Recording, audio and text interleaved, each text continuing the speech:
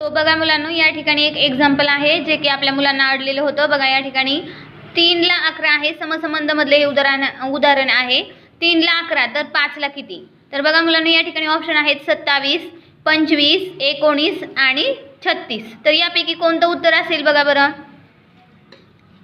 तर बघा तुम्ही व्हिडिओ पॉज करून याचा आन्सर फाइंड आउट करायचा प्रयत्न करायचा आहे. तर बघा या ठिकाणी काय केलेलं आहे मुलांनो, 3 चा स्क्वेअर आहे, 3 चा स्क्वेअर आहे 9 आणि त्याच्यामध्ये किती मिळवलेले आहेत मुलांनो, त्याच्यामध्ये मिळवलेले आहेत 2. म्हणजे किती झाले, 9 + 2 झालेले आहेत या ठिकाणी 11. ओके.